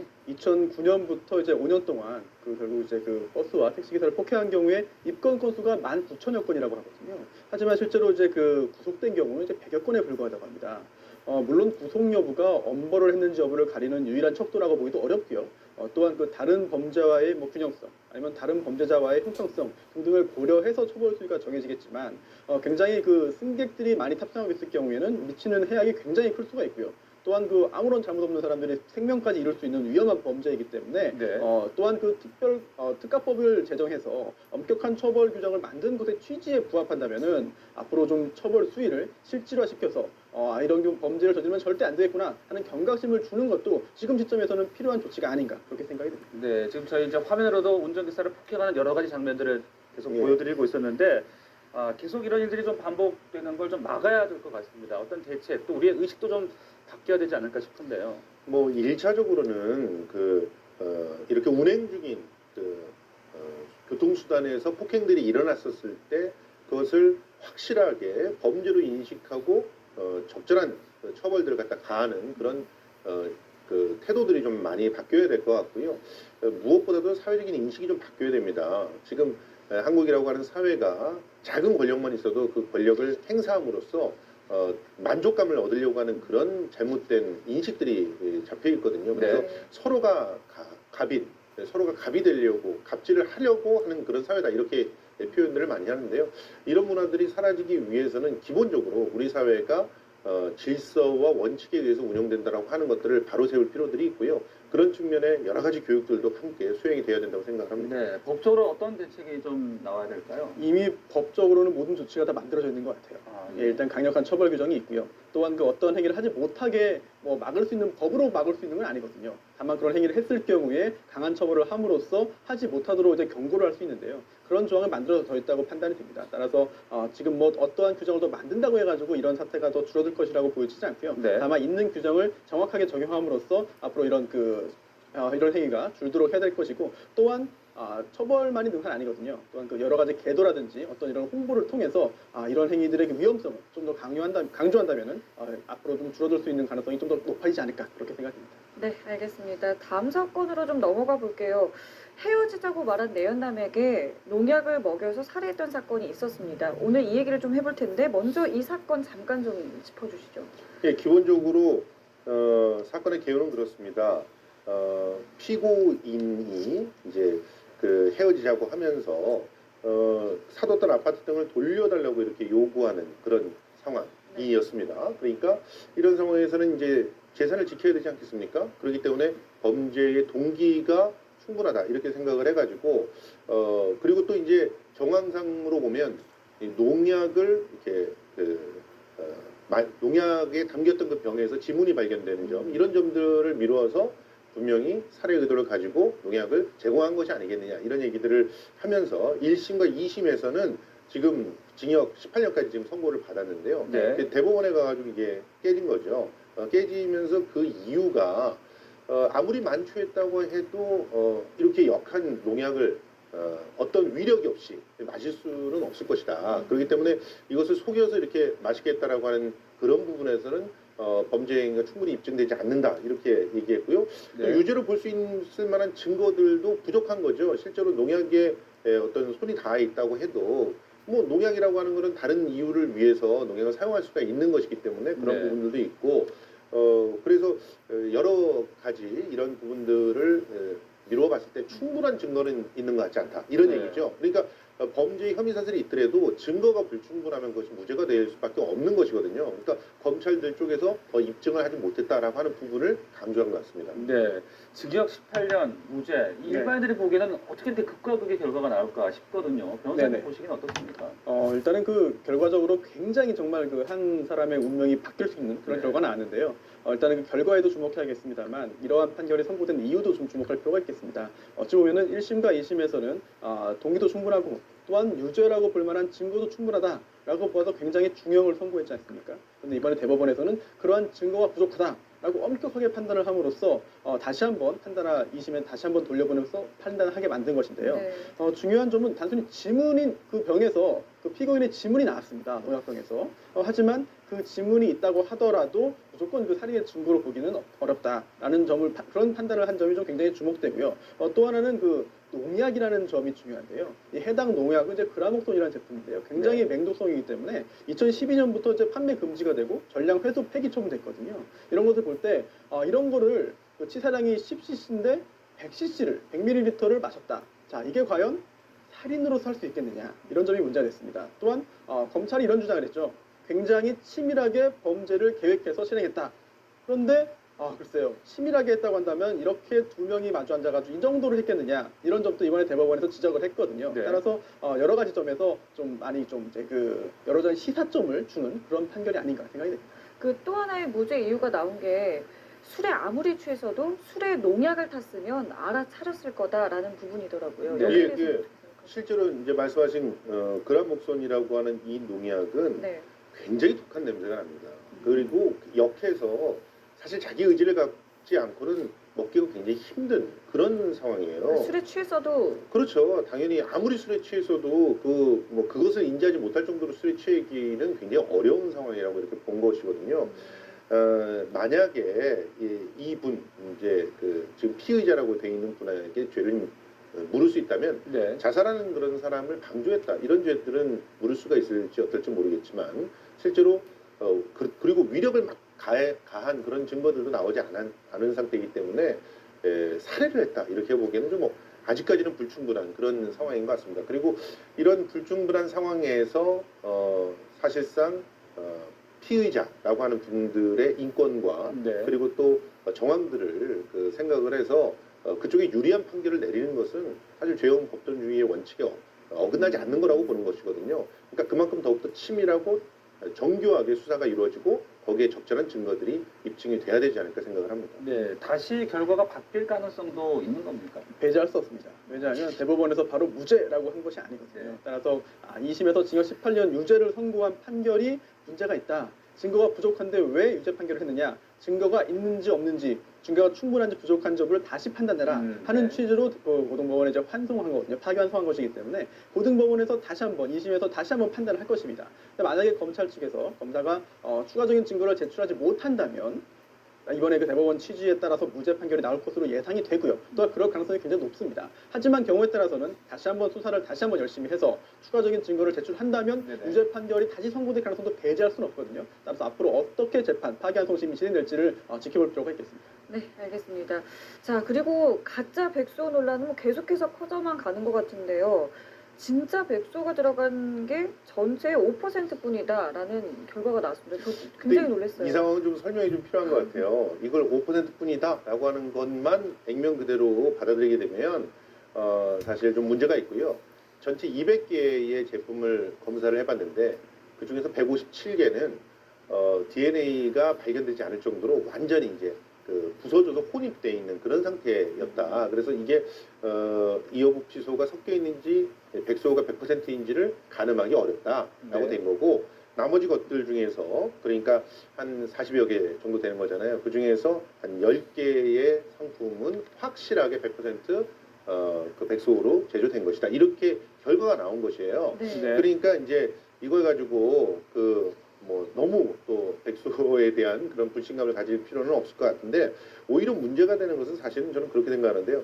이 백소가 효과를 내기 위해서는 그 약효를 갖기 위해서는 일정 기간 이상이 그 묶는다고 하지 않습니까? 그 산삼도 오래 묶어야 그 값어치가 올라가는 거잖아요.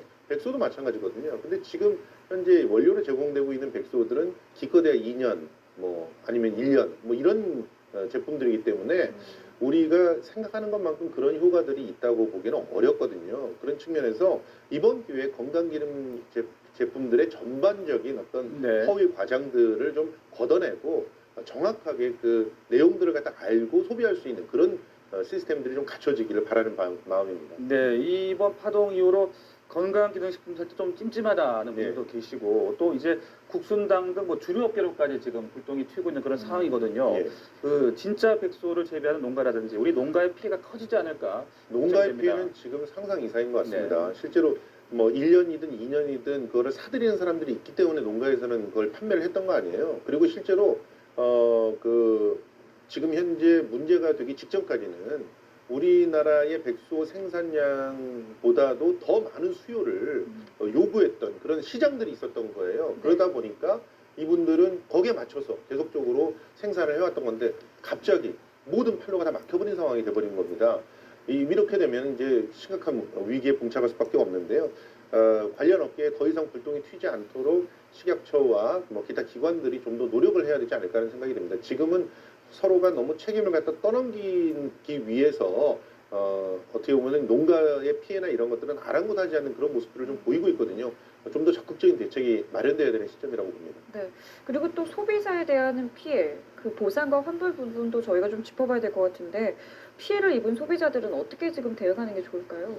굉장히 좀 난처한 상황인 것 같습니다. 왜냐하면 아직 그 이어복귀소의 독성이라든지 아니면 뭐 효능 또는 뭐 이런 것에 대해서 아직까지 확실하게 드러난 게 없기 때문에 결국 홈쇼핑사에서도 환불을 이제 그 부분적으로만 해주겠다, 전체를 해주지 않겠다, 또는 이미 복용한 부분에 대해서는 환불 못 해준다라는 입장을 취하고 있는데요. 이런 입장이 과연 언제까지 유지될지는 아직도 단정할 수 없겠습니다. 여론이 정말 좋지 않게 흐른다면은 이제 그 전액 환불을 해줄 수도 있겠는데요. 하지만 그 현실적으로 볼 때 홈쇼핑사에서 유독 많이 판매했거든요.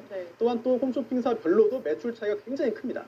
따라서 일부 홈쇼핑사는 뭐 선뜻 전액 환불해주겠다. 라는 경우도 있습니다만 어떤 곳은 이제 그렇게 했다가는 그 회사의 존립이 위험할 수도 있기 때문에 절대 못 해주는 상황도 있거든요. 따라서 소비자분들께서는 내가 구입을 어디서 했는가, 내가 어느 홈쇼핑 또는 어느 매체를 통해서 구입했는가, 어느 상점에서 구입했는가 등등에 따라서 대응이 약간 달라져야 될 것 같고요.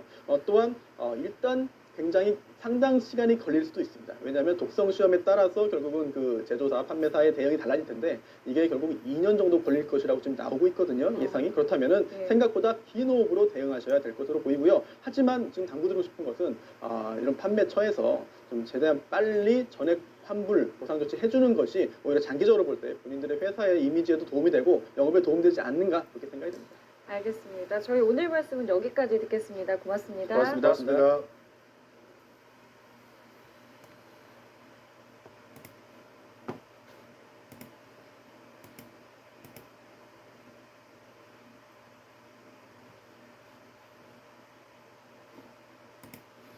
어떤 날은 묵직하고 진하게, 또 어떤 날은 산뜻하고 가볍게, 그때마다 내 기분에 맞춰서. 전남 지역 한 버스에서 운전기사들이 승객에게 폭행당해 크게 다쳤습니다. 하지만 최소한의 보호를 위한 안전 가림막조차 설치가 미뤄지고 있습니다. 배수연 기자가 취재했습니다. 한 남성 승객이 버스 운전기사에게 삿대질을 하다 뺨을 때리고 주먹을 휘두릅니다. 이어 기사의 멱살을 잡고 밀치기도 합니다. 이 승객 버스에서 내리는가 싶더니 올라와 또다시 운전기사를 폭행합니다. 지난 15일 전남 나주의 한 버스 종점 사고지에 도착한 버스 안에서 벌어진 일입니다. 회차에 와갖고 이제 온갖 욕설을 하시면서 폭행을 하시더라고요. 저를 많이 무서웠죠. 버스 번호를 알려주는 LED 표시 등이 꺼졌다는 이유였습니다. 승객은 술에 취한 상태였습니다. 폭행을 당한 운전기사는 고막이 찢어지는 등 크게 다쳐 병원에서 치료를 받고 있습니다. 폭행 사건이 일어난 버스와 같은 회사 차량의 운전석입니다. 이렇게 안전가림막이 설치되어 있지 않아 위험에 그대로 노출되어 있습니다. 2년 전에도 이 버스 회사 다른 운전기사가 승객에게 폭행을 당해 크게 다치기도 했습니다. 이후 운전기사들이 불안을 호소하며 회사 측에 안전용 가림막 설치를 요구했지만 이뤄지지 않았습니다.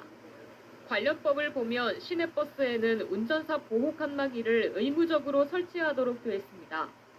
하지만 회사 측은 나주의 버스는 농어촌 버스에 속해 의무사항이 아닌 데다 설치 자금이 부족하다는 입장입니다. 연료비나 인건비 그쪽 부분 일단 치우쳐야 되니까 나머지 자금이 좀 필요합니다. 운전기사 안전용 가림막은 전남 17개 군지역을 운행하는 농어촌 버스 어느 한 대에도 설치되어 있지 않습니다. KBS 뉴스 배수연입니다.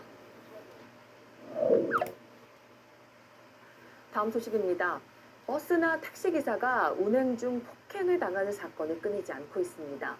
최근에는 전남에서 버스기사가 승객에게 폭행을 당했는데요. 외부 위협으로부터 운전사를 보호할 수 있는 안전 가림막이 설치됐다고 하지만 현실은 어떨까요? 홍하경 기자가 살펴봤습니다. 2000년대 중반부터 버스 운전석 주위에는 이런 안전막이 생기기 시작했습니다. 버스기사가 외부 위협으로부터 보호받고 운전에 집중할 수 있도록 만든 보호 칸막인데요. 그 위협의 주체 다름 아닌 승객입니다. 갖가지 이유로 승객이 버스 운전사를 신체적, 언어적으로 폭행하는 사건, 이렇게 끊이지 않고 있는데요. 운전기사뿐 아니라 다른 승객들의 안전까지 위협하는 상황, 지난 주말에도 벌어졌습니다. 한 남성 승객이 버스 운전사에게 삿대질을 하다 뺨을 때리고 주먹을 휘두릅니다. 이어 멱살을 잡고 밀치기도 합니다. 이 승객, 버스에서 내리는가 싶더니 올라와 또다시 운전기사를 폭행합니다. 지난 15일 전남 나주의 한 종점 차고지에 도착한 버스 안에서 벌어진 일입니다. 회차장에 가갖고 이제 온갖 욕설을 하시면서 폭행을 하시더라고요. 저는 많이 무서웠죠. 승객은 술에 취한 상태였습니다. 버스 번호를 알려주는 LED 표시등이 꺼졌다며 폭행을 가했는데요. 운전기사는 고막이 찢어지고 크게 다쳐 병원에서 치료를 받고 있습니다. 관련 법에는 시내 버스의 운전사 보호 칸막이를 의무적으로 설치하도록 돼 있습니다. 하지만 폭행 사건이 일어난 버스와 같은 회사 차량의 운전석에는 안전가림막이 설치돼 있지 않아 위험에 그대로 노출돼 있었는데요. 2년 전에도 비슷한 폭행 사건이 있었지만 회사 측은 조치를 취하지 않았습니다. 나주의 버스는 농어촌 버스에 속해 의무사항이 아닌 데다 설치 자금이 부족하다는 입장입니다. 연료비나 인건비 그쪽 부분 일단 치우쳐야 되니까 나머지 자금이 좀 필요합니다. 운전기사 안전용 가림막은 코로나19 확산을 방지하기 위한 용도로도 활용되며 지자체들이 설치에 나서기도 했는데요. 전남 17개군 지역을 운행하는 농어촌 버스 어느 한 대에도 설치돼 있지 않습니다. 비슷한 일 최근에도 여러 건 벌어졌습니다. 지난달 경남 창원의 한 시내버스 안인데요. 50대 남성 승객이 가방을 휘두르며 기사를 위협합니다. 급기야 보호벽 안으로 손을 뻗어 얼굴을 때립니다. 요금을 미리 준비해달라는 기사의 말에 버릇이 없다라며 실랑이가 시작됐는데 버스가 멈춰선 곳은 5차선 도로 한가운데였습니다. 사고로 이어질 수 있는데 정말 아찔하죠. 전북 전주에서는 한 남성이 학생요금 결제를 거절당하자 60대 버스기사에게 소화기를 뿌린 사건도 있었습니다. 얼마 전에는 음료를 들고 탄 남성을 제지한 기사에게 폭언이 쏟아졌습니다.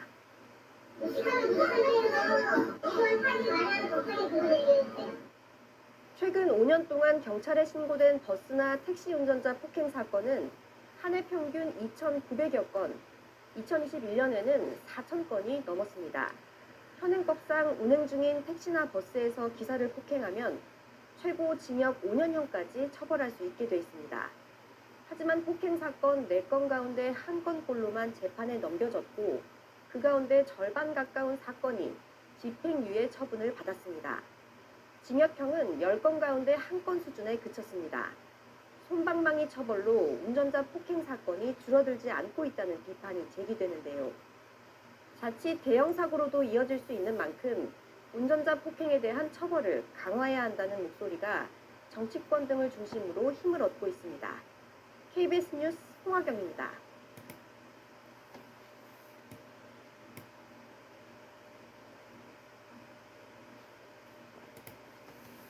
네, 서울 시내 한복판에서 벌어진 마을버스 기사 폭행 사건 전해드렸었는데요. 취재 결과 지금까지 이 가해자는 조사를 받으러 경찰서에 한 번도 가지 않은 것으로 확인됐습니다.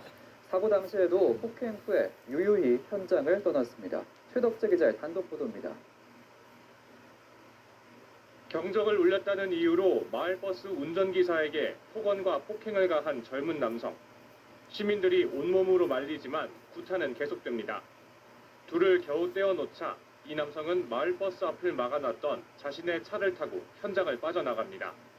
뒤늦게 시민들이 제지하려 했지만 이미 시야에서 사라져버렸습니다. 그냥 가버렸어요. 그렇게 해놓고 저런 잡으라고. 도심 한복판에서 승객들이 타고 있는 마을버스를 급정거시키고 시민들이 보는 앞에서 60대 남성을 폭행한 가해자는 사건 당일은 물론이고 이후에도 경찰서에서 한 번도 조사를 받지 않은 것으로 확인됐습니다. 서울 방배경찰서는 차량 번호를 조회해 본인에게 전화를 걸었고 본인이 당시 있었던 일을 모두 인정했다고 설명했습니다. 또 피해자와 가해자 모두 진술서를 작성해야 하는데 피해자가 병원에 입원 중이라 아직 진행하지 못하고 있다고 덧붙였습니다. 진술 자체가 안 되는 상황은 아니죠. 사건의 중요도가 굉장히 높고 다른 증거는 충분하지 않습니다. 하루빨리 피해자를 불러서 조사를 받고 피해 회복을 시켜줄 수 있도록 조치를 해야 합니다. 경찰은 가해자에 대해 특가법 적용 등을 검토 중입니다. 연합뉴스 TV 최덕재입니다.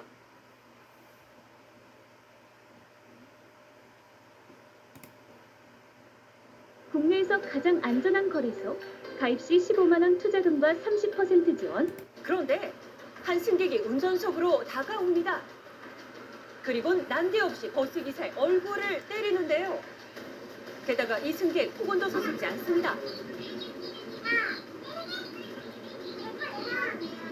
그리고 그 행동은 점점 더 과격해지는데요. 계속해서 버스 기사를 위협하는 승객. 마스크를 벗기고 머리를 잡아당기는가 하면 심지어 버스 안에서 담배를 피우기까지 합니다. 갑작스런 상황에 놀란 승객들은 재빨리 뒷자리로 피합니다. 공포의 장소가 된 버스, 무슨 일이 있었던 걸까요?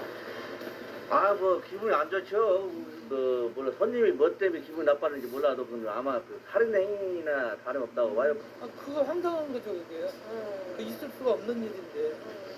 충격을 받은 건 동료 기사들도 마찬가지였습니다. 네, 바로 이 버스가 여성 승객이 폭언과 폭행을 했던 버스입니다. 그런데 이 공포스러운 상황은 버스 안에서 10분 정도 계속됐습니다. 당시 경찰이 신고를 한 뒤 버스를 세운 기사. 가해 승객이 도망갈까봐 버스 문을 열지 않았다고 합니다. 하지만 경찰이 출동할 때까지 계속된 난동. 운전석에 담배를 던지기도 했는데요. 경찰이 현장에 출동하고 나서야 승객들은 버스에서 내릴 수가 있었고 가해 승객은 현행범으로 체포됐습니다. 왜 이런 난동을 부린 걸까요? 약간 뭐 핸드폰을 보다든가 뭐 하다가 놓친 것 같아요. 정류장을 내리는 거를. 그러니까 중간에 내려달라고 그러겠죠. 근데 중간에 못 내려드리죠. 그렇죠. 그러니까 자신의 요구를 들어주지 않았다는 것이 이유였다는데요. 도무지 이해되지 않는 상황. 당시 출동한 지구대를 찾았습니다. 공개를 못하게 돼 있어요. 그쵸. 가해 승객은 체포된 뒤 진술을 거부했고 우선 귀가 조치된 것으로 알려졌습니다. 걱정스러운 건 버스 기사의 상태. 그를 직접 만났습니다. 그 처음보다 두통이랑 어지럼증은 그래도 조금은 가라앉은 편인데 아직은 그래도 지금 좀 통증이 있어가지고. 주로 얼굴과 머리에 가해진 폭행, 병원 진단 결과 뇌진탕 증세가 있다고 합니다. 그는 폭행의 이유를 알고 있을까요? 그분 말은 카드를 찍었는데 왜 안 내려주냐 이러고, 그러니까 배를 눌렀는데 안 내려주냐도 아니고 저는 안 된다고라고밖에 얘기를 안 했어요. 안 됩니다. 내려드릴 수 없습니다라고만 했는데 욕설 시작된 폭행이 시작된 거죠. 이유를 알 수 없는 10분간의 난도. 그가 할 수 있는 건 단 하나뿐이었습니다. 집에 있는 가족들도 나중에 걱정되는 일이 될 수도 있는데 그러면서 그냥 참았죠. 자칫 큰 발을 부를 수도 사고로 이어질 수 있었던 당시 상황. 왜냐면 운전을 하다가 그러면 뒤에 신경이 그러다가 만약에 사고가 났을 경우에는 대형 사고. 자기가 혼자 목숨은 수십 명 목숨인데 그 순간적으로 핸들을 꺾거나 그 사람 잡아 놓쳤을 때는 사고가 크지. 그럼에도 불구하고 운전석은 누구나 쉽게 접근할 수 있는 듯 보였습니다. 근데 저기 앞쪽을 보니까 지금 가림막이 설치가 됐긴 하지만 손을 뻗으면 운전기사님들은 그렇죠. 좀 닿을 수 있는 그런 거리네요. 그때 당시에는 지금 얘가 이렇게 좀 내려섰을 거예요. 이렇게. 그러니까 손이 닿죠. 네. 근데 이제 이렇게 올렸을 경우에는 이쪽으로 손이 들어가야 되니까. 그렇죠. 이쪽으로도 들어오고 근데 이게 다 올려져 있다 하더라도 그렇죠, 이쪽으로도 그렇죠. 들어갈 수 있는 상황이면 그렇죠. 이유가 무엇이든 폭력은 정당화될 수 없는 일. 하지만 비슷한 사건은 계속해서 일어날 수 있는데요. 불안함은 계속 커져만 갑니다. 시민분들이 조금 더 기사들 조금 더 생각을 해주셨으면 좋겠고 이제 앞으로도 이런 일이 벌어지지 않도록 나아갔으면 좋겠고